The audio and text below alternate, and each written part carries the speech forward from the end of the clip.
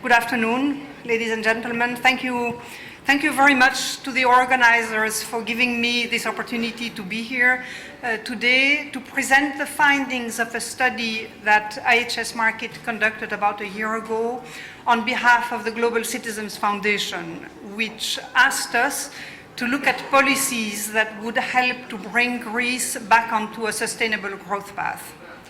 I realize that the title of the presentation, A New Strategy to Accelerate Greece's Economic Transformation, sounds like a political memorandum. It is not. You will see that it is quite a technical study, fact-based, which we do hope will bring some interesting lessons to policymakers, not only in Greece, but also at IMF and World Bank level, because we did find some interesting things that possibly not everybody was aware of. As you know, the Greece economy has gone through very difficult times lately. It is also going to continue going through difficult times, and it will take quite a few decades before the economy can recover the level that it had before the crisis. And those times are challenging not only because there are some domestic difficulties in the economy, but also because the European economy and the global economy are slowing right now. We are seeing a lot of challenges. We did not speak too much about the global environment today, but there are many challenges coming from protectionism, from financial difficulties in Italy, from slowdowns and geopolitical challenges globally, which can very easily bring Greece away from the path that I am showing here, either bringing slower growth than what we are presently anticipating, but also possibilities to accelerate growth, as I will be covering today. In the 10 years that we have just gone through, we had actually experienced a vicious circle. It is only beginning to fade right now. The vicious circle was caused by high debt, rising debt until lately, causing permanent fiscal tightening, leading to slow consumption, low investment, and we had many evidences today of the dismal environment for fixed investment, deflation, slow potential growth, because with no investment you don't build capacity for the future, causing slow employment growth, weak public revenue, and fueling the vicious cycle. You will see that there are ways to move away from the vicious cycle and transform this into a virtuous cycle. So the objective of the study that the Global Citizen Foundation asked us to work on was to look at different policies, fiscal and other, to see how the economy could switch back onto a more favorable path, combining growth with public debt reduction and employment renewal. The study that we conducted, as I said, is fact-based. It's also very quantitative in methodology. It's based on an economic model that we have that covers 68 countries, one of which, of course, is Greece, and is designed to look at the impact of policy measures, but also look at the impact of global events on any given economy. Because it's a macroeconomic model, covering a lot of aspects. So macroeconomic model means trying to link together all the elements that build an economy. Because it's a macroeconomic model, we complemented it specifically for the study by adding a module that looks at public finances in more detail in order to assess the consequences of measures we would analyze on public finances, and adding also an industry module, which I will come back to in a few minutes, and an income distribution module, because when one thinks of fiscal policy, it is important also to think of the impact this has on redistribution of income and on spending, saving, etc. So we started out by looking at different policy measures, and we have heard a lot about fiscal programs here and tax reductions in different areas. So what we did initially was to look individually at cuts in taxes, looking at the different range of taxes that are mentioned in the political debate, whether it is value-added tax, corporate tax, income tax, or even social contributions paid either by employers or by employees. And the conclusion of these taken individually is that, of course, if you reduce taxes, you do provide some stimulus to the economy, but clearly you increase the debt, and so we are not going into the way of the direction of sustainability that was the objective. So we looked at a combined package that would include cuts in taxes in the form of lower pension, actually not cuts in taxes, lower pension outlays through a pension reform that would provide the same amount, 700 euros per month, to all pensioners aged 67 or more. So this is a reduction in spending that would help to compensate a significant reduction in contributions via the elimination, complete eradication of social contributions paid by employers or employees. And the impact of all these packages taken standalone or in combination was looked at on all the dimensions of the economy, namely growth, of course, but also employment, inflation, wage costs, exports and imports, government expenditure, and public finances and debt in particular. If we take the fiscal packages alone, I mentioned that individual tax cuts, of course, tend to increase the public deficit, although they do trigger some increases in activity. But the pension package itself, combining cuts in expenditures and in revenue in order to try to mitigate the negative impact of the social security cuts on overall finances, were assumed to be phased over 3 years. And because we talk of a pension reform that limits payments to those who really reach age of pension, it also meant increasing the potential labor market with about half of the pensioners of the people who today receive a pension but would not be covered by the scheme going forward. Now, this scheme does help the economy somewhat, but it's not sufficient to really bring Greece back onto a sustainable path, because despite the cut in costs that it means for companies, reduction in social contributions mean lower wages, gross wages, to be paid out, hence a reduction in the overall wage bill and increased attractiveness globally. This is not sufficient to significantly trigger growth in Greece, because exports are not that sensitive to prices. We have, of course, tourism, which is an important export, but even tourism turns out not to be as sensitive to prices as one would like. And other exports, agricultural products in particular, are also not tremendously sensitive to costs. So this package taken alone means some increase in investment. Good news for all of those who are looking forward to this increase in investment. It is also increasing employment, again, good news given the high unemployment situation in the country, but the impact is diluted by growing imports. Indeed, if you hand out some purchasing power to consumers, you typically will foster some increase in consumption. Some of it will filter through increased imports, and the same happens with investments which have a high import content. So, and the investment boost is not that significant if you think of it, because the main beneficiary of the cut was cut on labor costs and not on capital cost. This economy, as you also know, is cash constrained, so the financing conditions for companies have not significantly been improved by this package of measures, and hence a GDP impact, so an increase in value added, which is limited to about 2%. So seeing the positive but not overwhelmingly impressive impact of the package, we then added another idea, which is press ahead with reforms in order to attract deliberately foreign investment. And the reason for the interest of foreign investment into the country is that what Greece needs today is really a transformation of the industrial fabric, which, as you see on the graph, which takes data from 2017, is comprises primarily non-exportable products. Yes, there are some exports coming out of the Greece economy, but only 7% of the country is manufacturing output. This is less than a third of what you will find in other countries.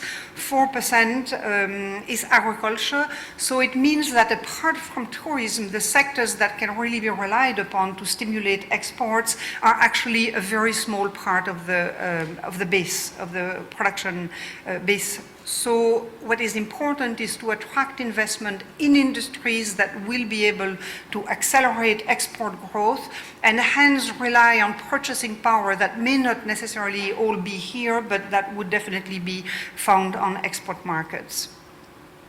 So attracting FDI is definitely a way that one can unlock the financing constraint that companies are presently facing given the the difficult banking situation and high non-performing loans ratios. But the biggest interest is found when one attracts investments in some sectors that will maximize the spillover effects on the economy. So what are those industries? You probably immediately have in mind tourism.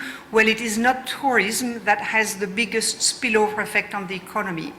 Those sectors that will have the biggest spillover effects are industries that are going to create jobs, rely on inputs that themselves can be produced in the country and will themselves create a chain of inputs.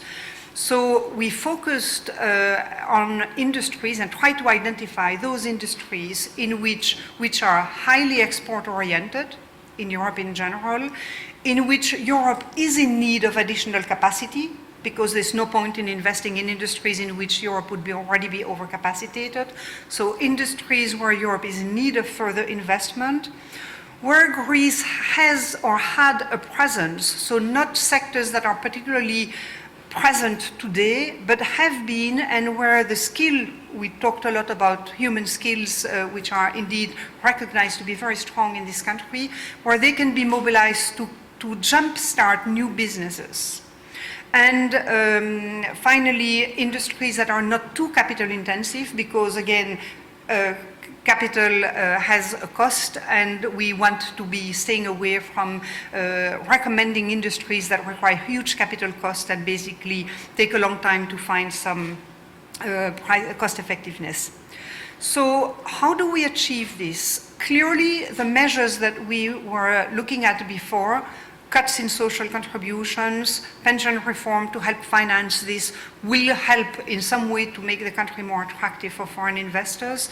But a tax holiday for new investment would be another option. A tax holiday on new investment, why? Because if the only idea of foreign direct investment is to come in and acquire existing companies, you are not again jump-starting growth in the way that one could hope. The industries that show the best potential are indicated here. You will be surprised probably at looking at the list. Again, as I said, tourism is not on the list. It is nevertheless an interesting industry for foreign investors, no doubt, but it wouldn't have as big an impact as the sectors which you see here. A lot of mechanical engineering industries, machine tools, lifting, handling equipment, food and beverages machinery, but also shipbuilding, for leisure boats in particular, which are a dynamic industry in France in particular, and certainly has a strong potential in this country, and aerospace and spacecraft, because of capacity constraints in the industry in Europe, and the fact that the big air manufacturers are already looking at new destinations to be producing and expanding their activities.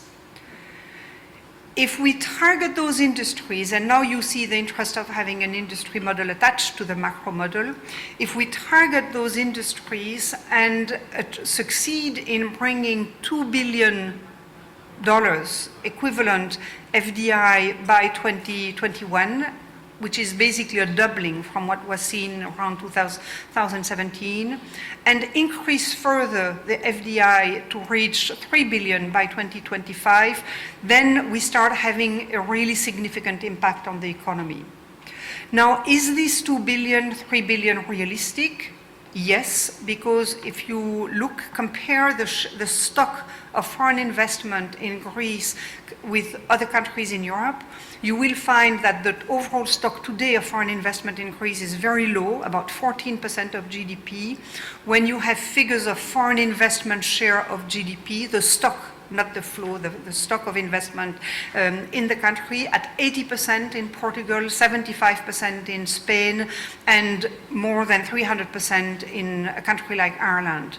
So yes, it's a challenge. Yes, it will require deliberate policies, making the environment convincing for foreign investors, and many suggestions were given today, but it is not an overly ambitious goal, and if anything, it can probably be largely exceeded.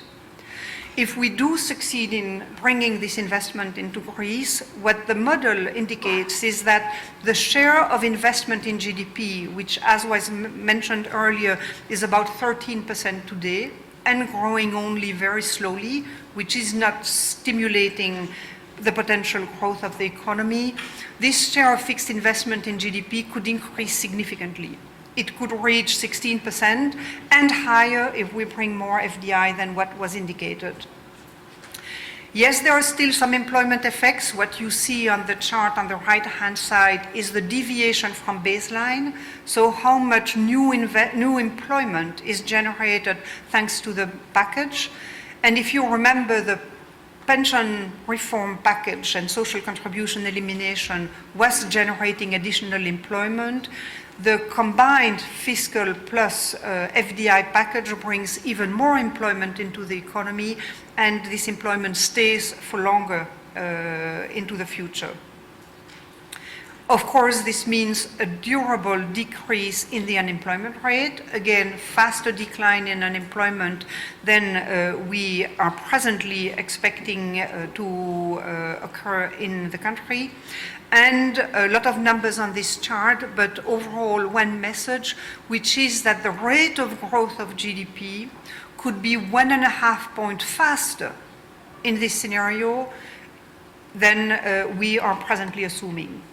Remember that I started the presentation by insisting on the risks that are presently hanging over the global economy. Your forecasts for the Eurozone are usually hovering around 1.3% in the coming years. In Greece, the European Commission's latest forecast says 2.2, but might be revised downwards given the disappointing first quarter that we just saw. Increasing, let's assume even it was 2%, increasing from 2% to 3.5% growth is definitely something that is not negligible and should be sought actively. The package improves GDP. You saw that it also improves unemployment. It has another benefit, which is to reduce faster the debt to GDP ratio compared to a baseline forecast, which is actually very close to the commitments that Greece had made vis-à-vis institutional lenders. So you see on this chart, the blue line is the mainstream forecast, it's the baseline forecast. The green line shows the GDP, debt to GDP ratio that would result from implementation of the package with FDI coming in. And it, of course, compares very favorably to a pure fiscal package program, however ambitious this would be, which is here indicated by the red line. What is one of the lessons from this chart for, I mentioned there were lessons for domestic policymakers, but also for international policymakers, is that measures that create the tax reductions, including social contribution reduction to increase competitiveness, cause some deflation, they lower price levels, and it make debt more difficult to pay back. So any program, we all know that the world needs more inflation in order to help all countries to pay back the debt. In a purely fiscal package that seeks to reduce taxes to stimulate the economy, in reducing taxes on labor, creates a deflationary impact that actually makes debt more difficult to pay back. So this combined package changes completely the vicious cycle that I was showing at the beginning, transforming it into a virtuous cycle. In this case, we have the reforms and targeted policies to attract foreign investment and control the cost of labor, and whilst limiting impact on public finances, brings in higher investment, which increases potential growth, but also employment, exports, since we targeted export-oriented industries. This generates higher incomes, which partly offsets the pension cut, and leads to higher consumption, higher tax revenue, renewed confidence, and fuels more foreign investment and domestic investment. So the conclusion of the study is that investment is needed to transform the industrial fabric. We don't just need investment in sectors that are already present in the country. Yes, we do need investment in those sectors, but we also need investment in new industries that will transform the industrial fabric to orient it towards more dynamic industries and export-oriented sectors. Fiscal policies alone cannot make it. They will help to some extent, of course. Many combinations of measures will provide some incentives, but they will not be sufficient to achieve this transformation, because what is needed for that is private investment. And the financing constraint remains such that this private investment cannot only come from indigenous sources.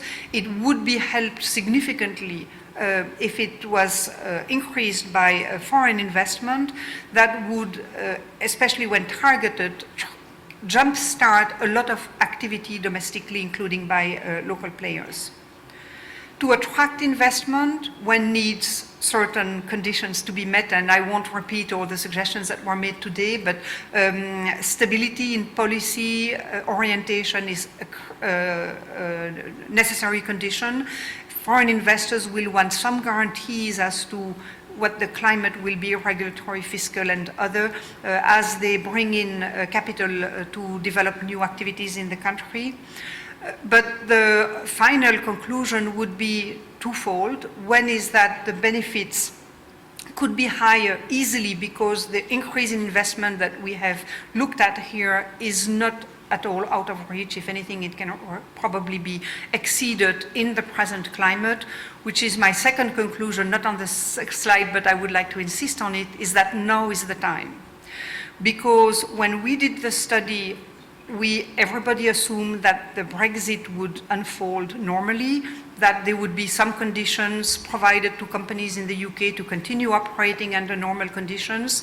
We are now in a depressed global environment. Protectionism means that Asian companies are less attractive, Asian countries are less attractive for foreign investors, and hence we definitely see, as external observers, we see a growing interest for new locations for foreign investment, and Greece has all the qualities to be attracting this investment, because it is within the EU, meaning stable regulatory and framework and conditions that companies would know what the taxes they would have to pay when exporting within the EU, the answer being nothing. And the companies which are now trying to relocate their activity away from the UK, given the increased likelihood of hard Brexit, are presently also looking for new locations for investment. So this is a perfect timing to set up a program, a proactive program to attract investors, give them the guarantees that they would need to come to the country, which we hope to help bring Greece back on a sustainable path. Thank you very much for your attention.